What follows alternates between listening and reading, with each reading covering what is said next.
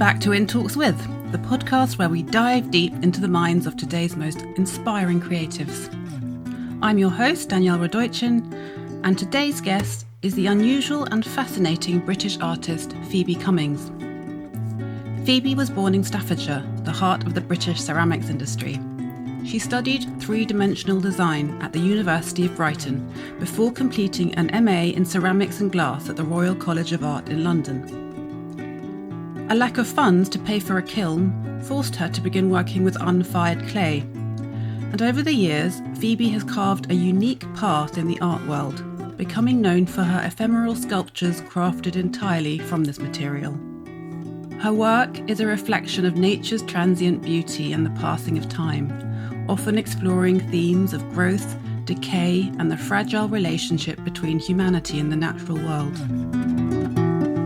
Her pieces, which dissolve or disintegrate over time, challenge the traditional expectations of ceramics as a durable, permanent medium, and are more of a performance than static art piece, to be cherished as a memory rather than displayed forever in a museum. In 2011, she won the prestigious British Ceramics Biennial Award, and her installations have been exhibited in notable institutions such as the Victoria and Albert Museum in London and York Art Gallery.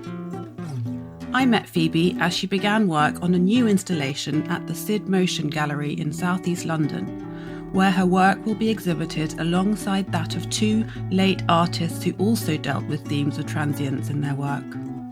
Robert Mapplethorpe, whose black and white still life photos of plants taken at the end of his life capture the fragility and impermanence of nature, and Magdalena Abakanowicz, the Polish sculptor who made a name for herself by transforming natural materials like sisal and burlap into dramatic shapes which allude to the sufferings of the natural world.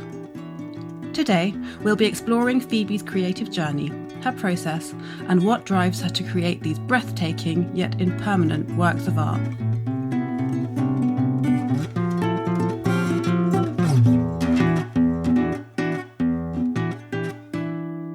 Phoebe Cummings, hello. Hi. Hi, welcome to In Talks With. So delighted to be able to speak to you here at the Sid Motion Gallery in South East London about a new installation that you're, site-specific work that you're doing here. Welcome. Thank you. I wanted to start off by talking or hearing from you a bit about how this collaboration with Sid came about. Yeah, so I first met Sid through Tom Cole, who has curated this exhibition with Sid and previously at the Sunday Painter, and this is the first of 4 exhibitions that he's curating together with Sid in this space. And I'd met him previously and we'd kind of talked a little bit about my work, and he's worked a lot with showing other kind of ceramic artists, and I guess particularly thinking about the kind of context where that work is seen as well, and maybe not confining that to only being kind of seen within a sort of ceramic specific exhibition, but kind of how that relates to other kind of media, and particularly thinking about ceramics as sculpture. I kind of first met Tom, and then I guess he began thinking about the shows here and introduced me to Sid. And initially I came and met them here to see the space and, as a way to begin thinking about what the work might be. You work with a lot with unfired clay. I wanted to talk a bit about that material, why you like it, and the qualities of what's it like to work with. I think, initially I studied ceramics, and I kind of came to clay gradually in some ways. Like the BA I did was mixed materials. I always loved making things, but I think, there was always this pull back to clay, because I think, and still what attracts me to it is this directness and the fact that, you don't really need any tools, or, everything you do, there's kind of this response to touch. And I guess also the way it can be so many different things, that particularly the different states which the material goes through, from something soft to then drying and rigid. And I kind of really enjoy, although, it almost felt like there was, it could be anything as a material, that it could kind of answer, whatever I might think I wanted to make, that clay had a way of kind of fulfilling that for me. And initially, when I was studying, I still fired work, and I think hadn't really thought to kind of question that aspect of ceramics, that it's like that's what you do with it. You fire it and it's permanent. How does it change the material? So when the clay is fired, it undergoes a kind of chemical transformation in the kiln. So, at a certain temperature, the material is then fixed again. So the raw clay can continually be dissolved and, reformed. But once it kind of goes through that firing process, it kind of changes and, becomes almost like rock again. And I guess there's, the obvious potential of ceramics is the fact that it can last over huge periods of time. And, kind of archaeology, it's one of the materials that lasts often better than others.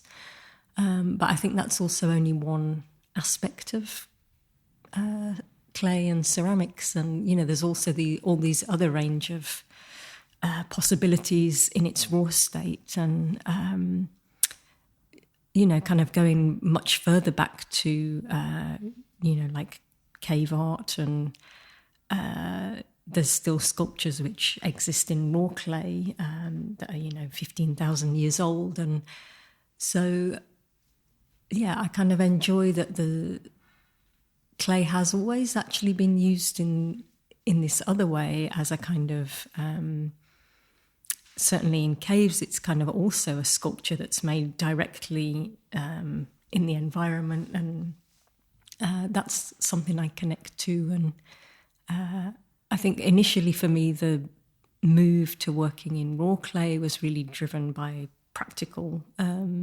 limitations, and I couldn't afford a studio or a kiln. And it kind of gave me a way of working that didn't really cost me anything other than time, and also that potential to keep reusing the same material. So I wasn't kind of, in a way, to fire it became like a dead end. And it's like then Right, because when it hasn't been fired, you can break it down again with water. Yeah. So it kind of, and that can, has no limit to it really. And I think so very quickly all of those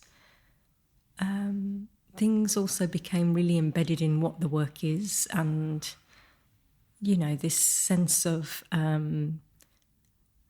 sculpture that isn't fixed, both in terms of, I go somewhere, the work is made and exists, and then it will be recycled. And there's also a level of that going on in the material itself during an exhibition. So there'll be subtle changes, and things might not be static, even if it's quite a brief exhibition, but there's this kind of constant change in the material.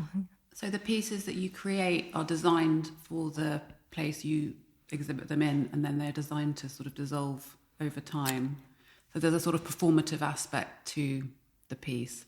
How do you think that influences the viewer's experience of it?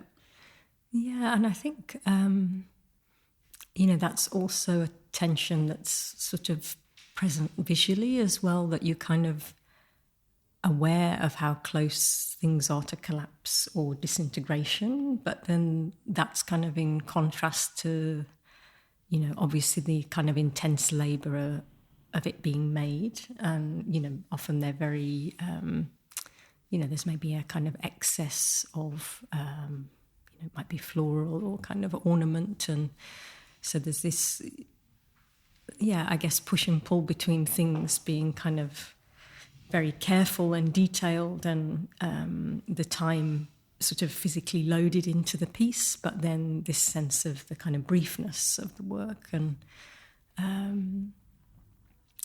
I think often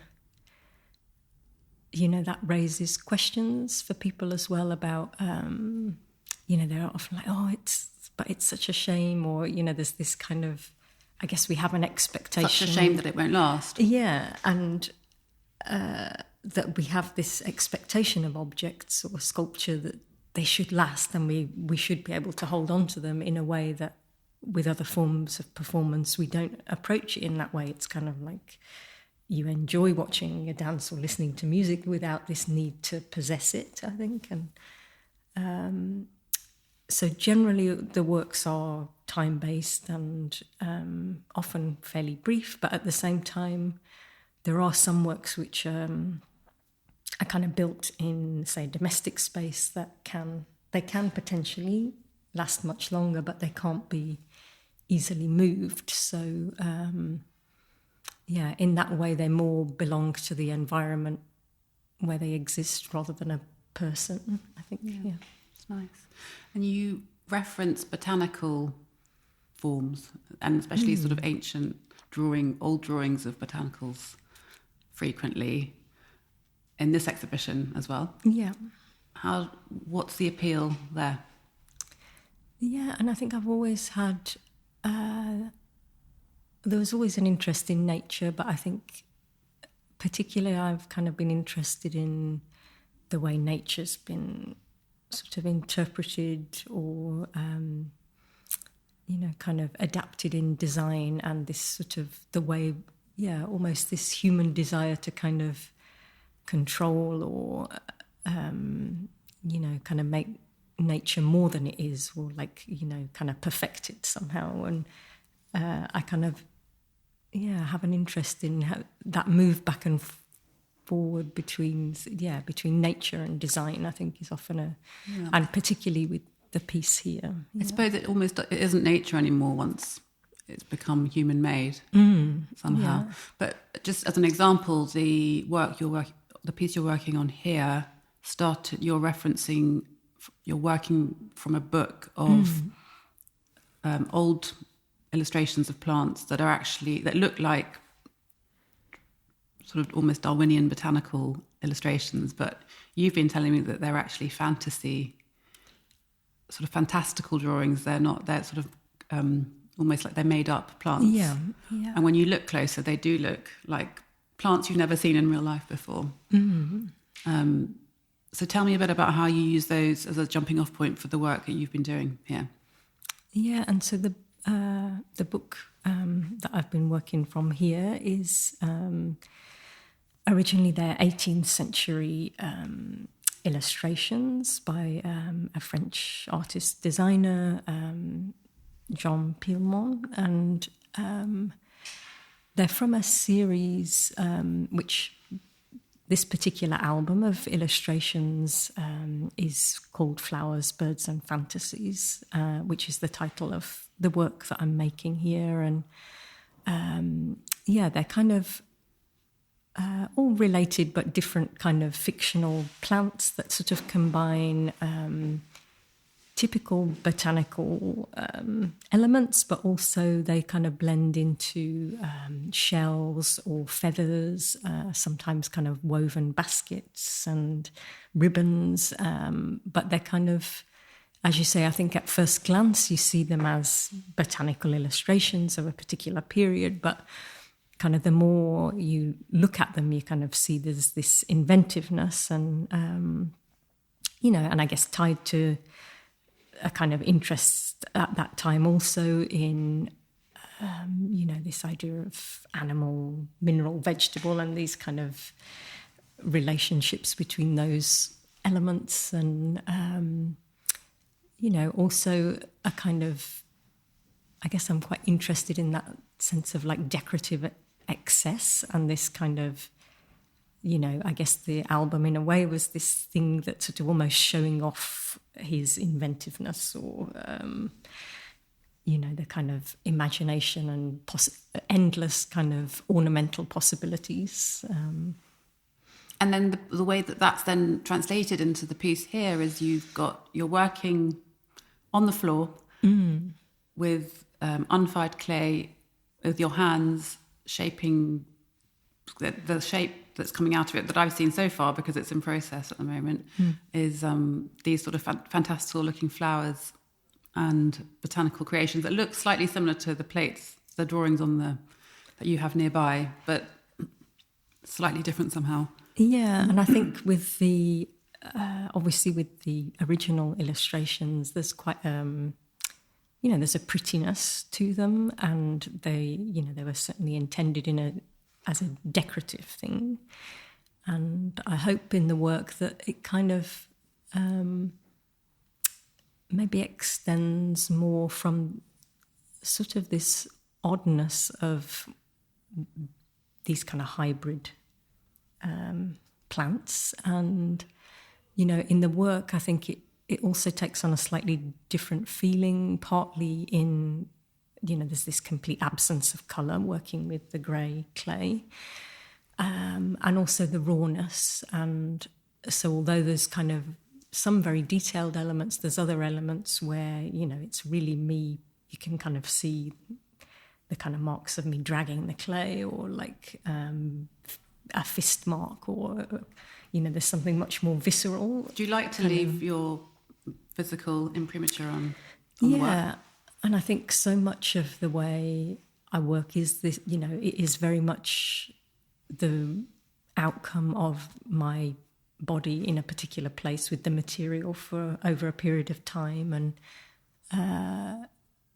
there's always this kind of marks left of that encounter that, often the prints from my hands, or, there's this sense of the contact with the skin. And I think for me that's another aspect that I really love about working with the raw clay, that there's this kind of intimacy to, I think when the audience is then around that same material, there's no kind of coating over the surface of, there's, you're kind of seeing the material the moment I kind of finish touching it. And there's, I think a sort of sense of that in the sculpture. Your sculpture is going to be shown alongside works from two other artists, Robert Mapplethorpe and Magdalena Abercrombie. How do you see your work kind of interacting with the work of those two artists? And obviously, visually, the works are all so different. But I guess there's, this shared sense of nature, and so it's that Mapplethorpe. Human. I should actually probably say it's some photography from Mapplethorpe of flowers, leaves. Yeah, there's one.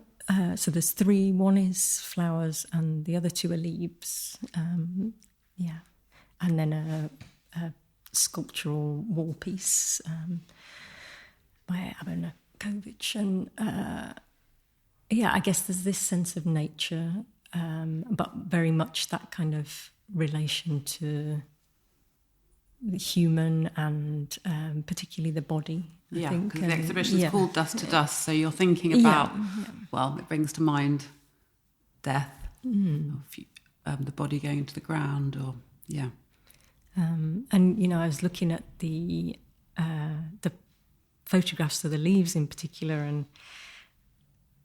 as I was been making, and the kind of they almost look like skin in some ways, or this sense of veins, or transparent, like translucent.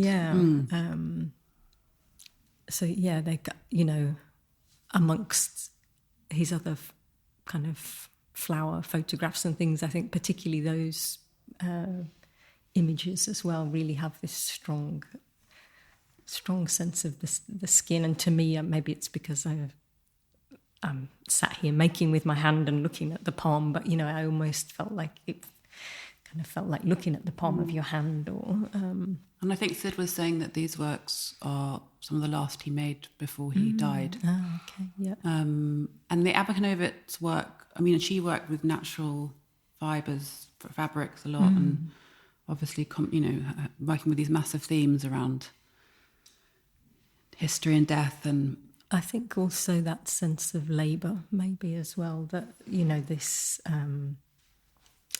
I guess both working very much with material and that kind of something that accumulates over time and process with the material and the body, I think. Yeah. And can I also ask you, because I was just thinking about how, this is obviously a commercial gallery, works are usually for sale. Your pieces, I'm presuming, are not for sale by virtue of the fact that they disintegrate. Am I right? I mean, I should say as well, there's a large installation I'm working on, and then there is also a film piece that kind of shows the process of me creating different components of flowers, but just sort of focusing on that process of the clay and my hand and the kind of movements of that, and then also a smaller botanical study that kind of relates to the larger sculpture. But so those elements can be sold. With the larger work, it's more to commission. So it could, it could be made elsewhere and exist long term, but would have to be made kind of in situ. And to move it would then require a process of sort of repair or recreating here. So I know you've done residences and you work with grants. Is that how you support yourself? Yeah, I mean, I guess the majority of the time I have tended to work with either public museums or galleries, and so they will commission me with a budget on the understanding that it's a sort of time-based piece, and there's kind of no expectation for that to, sort of last in the collection. And so I was just for the listeners, so you were ceramics artist in residence at the Victoria and Albert Museum in 2010. You did an art industry residency at the Kohler Company factory in Wisconsin, and you've done another one at the University of Hawaii Art Gallery in Honolulu. All quite different quite places. Varied, yeah.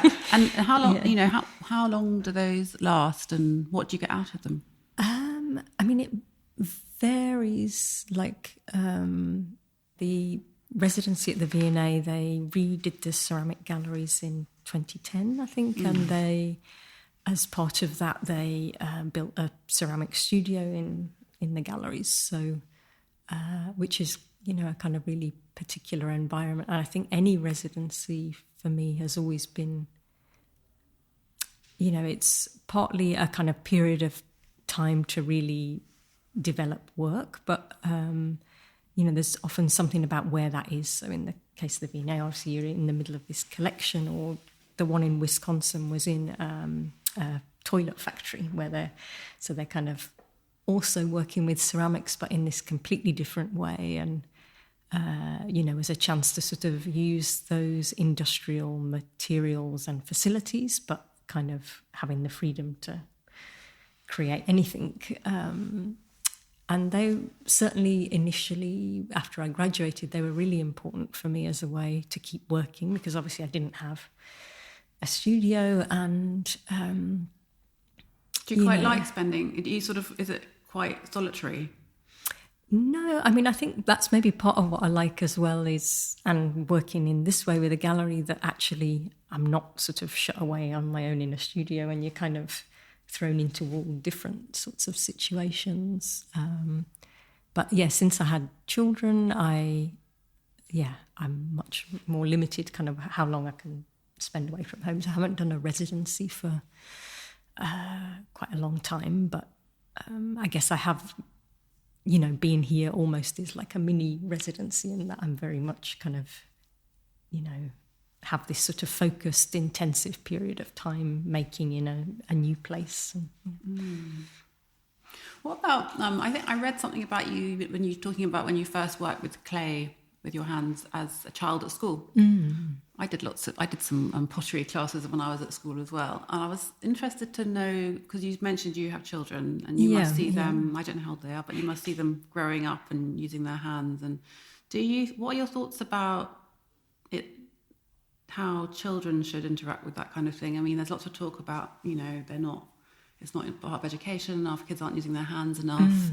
It's all like digital focus now. Do you think about that at all when you see your kids and think about? Yeah, and certainly like even at school, they use screens a lot, or it is a different experience, I think, than I had. What was your experience? You grew up in Walsall in the West Midlands. Yeah, and I guess I was lucky that I used to go to like a pottery club on a Saturday when I was about 7, maybe. So I can remember making like pinch pots out of clay at school, but we didn't have a lot of that, And I think that's really varied for kids nowadays, that, it really depends on the teacher or the school. And I've done quite a lot of, for a while after the residency at the V&A, I taught on the schools programme there. And, one of the good things, sort of sharing, I guess, the way that I work, is that it does make, I think sometimes teachers can feel like, we haven't got a kiln, or like it kind of opens up who can actually, you just need a bag of clay and a bucket of water maybe, and that's fine. And, I love with children the kind of freedom, I think, that they, there's like, kids love working with clay. I think, that it's kind of like almost instinctive to... Do you give it to your kids to work with? Yeah, and they do a bit, but they're also a bit like, whereas their friends come round and are really enthusiastic and they're like, oh, Mum, I don't want to do clay again. But yeah, I think... But then it's interesting, I think, as working with older children, you see how quickly as well people become a bit inhibited by that kind of fear of doing things wrong, or there's definitely like a stage where they sort of lose that kind of freedom and like, I want to do this, I'm going to do it, and not really questioning it, to being more like, oh no, it won't look right, or I don't know how to do it. Or how did you get around that feeling? Yeah, and I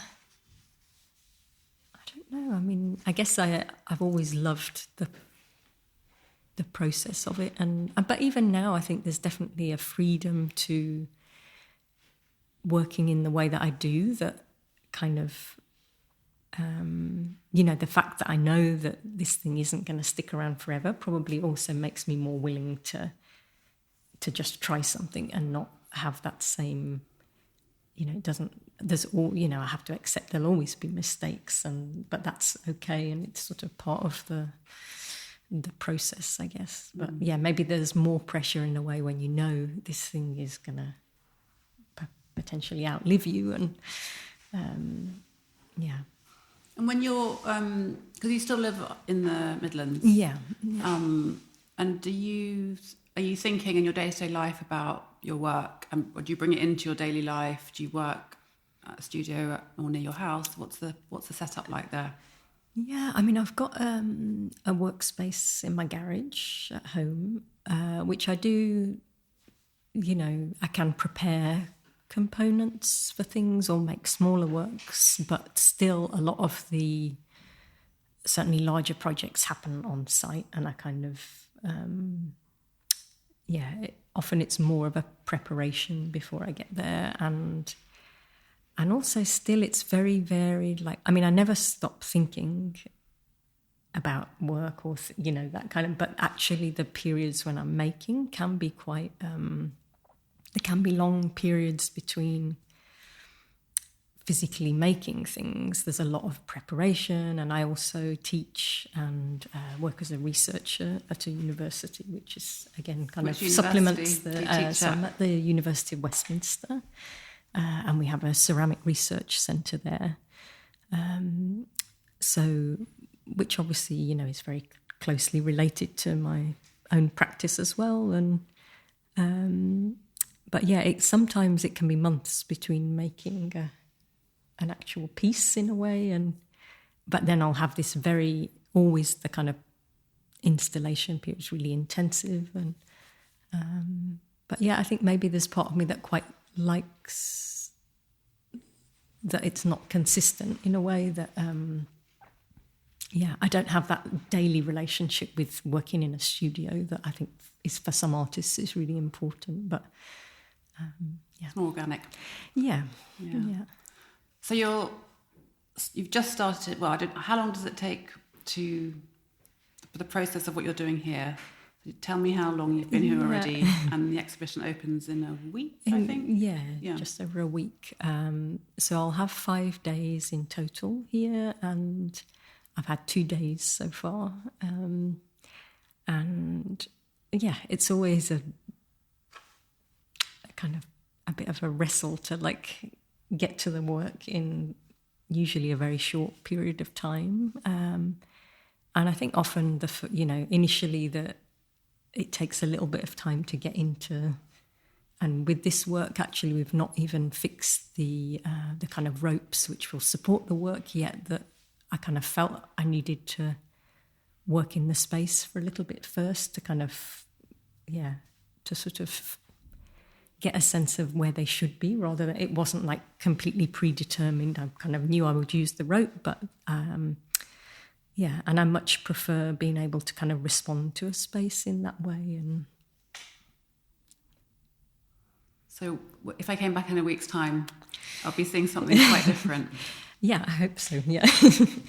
And yeah, I think it does take time to kind of evolve into the final work in a way. And also it's kind of one of those processes that I could equally be here a year, and it could be something, there's also this kind of element of time which, it kind of limits things, but also I think is kind of this catalyst for things as well. And I kind of, and I do enjoy that, the kind of, maybe it's partly the pressure or it kind of gives you this start point and kind of, that point to react from. And when the piece comes down, that's the end of the piece. The end of the performance. Yeah. Which often, some works have been more, they might interact with water, so they kind of almost take themselves apart, whereas other things like with this, I'll kind of physically come back and break down the work and kind of take that back to recycle. Yeah. Fantastic. Well, really exciting. Thank you so much for talking me through some of the ideas behind the work. It's really fascinating, and I'm looking forward to seeing it evolve. Oh, thank you. Best of luck with it, Phoebe. Thank you. Thanks so much. Yeah.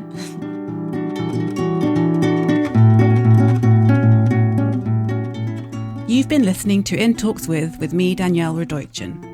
The sound and theme music is by Woogie Productions, and the artwork is by Patrick Waugh. If you enjoyed this episode, please pass it on to someone who you think might also like it.